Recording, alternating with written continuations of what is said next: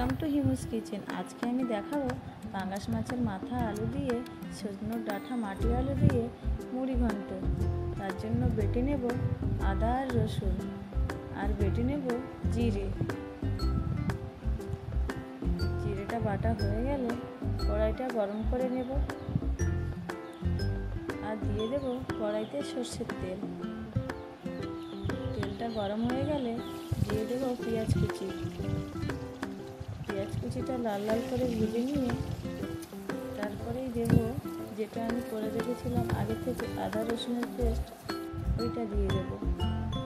পেঁয়াজটা লাল লাল হয়ে এসেছে, এবার দিয়ে দেবো আদা রসুনের পেস্ট। আদা রসুনটা ভালো করে ভেজে নিলে একটা ভালো স্মেল বেরোয়, আর তারপরে খেতেও খুব তরকারিটা সুন্দর লাগে।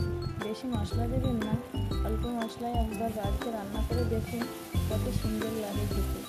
এবার আমি দিয়ে দিয়েছি জিরে বাটা। জিরে বাটা দিয়ে কিছু সময় নাড়াচাড়া করে দিয়ে দেবো একটু হলুদের গুঁড়ো। হলুদের গুঁড়ো দিয়ে জিরে মশলাটা ভাজা ভাজা হয়ে গেলে দিয়ে দেব মশারির ডাল, যেটা আমি আগে থেকে ধুয়ে রেখেছি।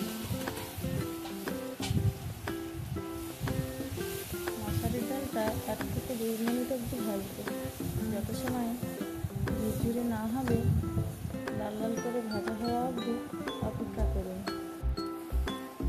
দেখুন ডালটা প্রায় ভাজা হয়ে এসেছে, এবার আমি দিয়ে দেবো লঙ্কার গুঁড়ো।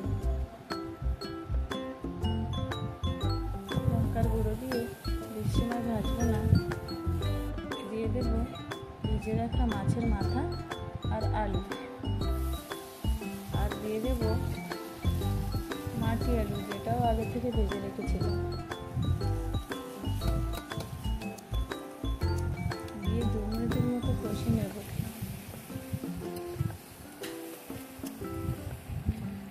2 মিনিট কষা হয়ে গেলে দিয়ে দেব নুন আর হলুদ। নুন আর হলুদ দিয়ে 5 মিনিটের মতো কষে নেব। কষাটা হয়ে গেলে দিয়ে দেব আগে থেকে ভেজে রাখা সজনের ডাঁটা। কষাটা প্রায় হয়ে এসেছে, এবার দিয়ে দেব সজনের ডাঁটা।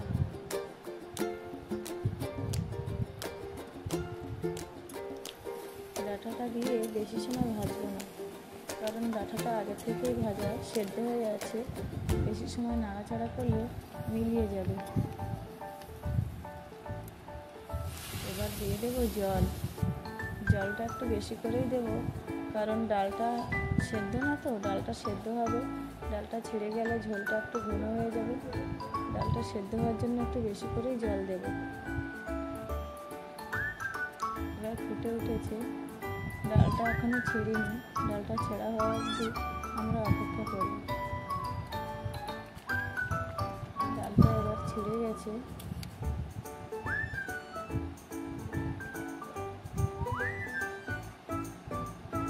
এবার দিয়ে দেবো কাঠ মশলার গুঁড়ো, যেটা আমি আগে থেকে শিলে করে রেখেছি।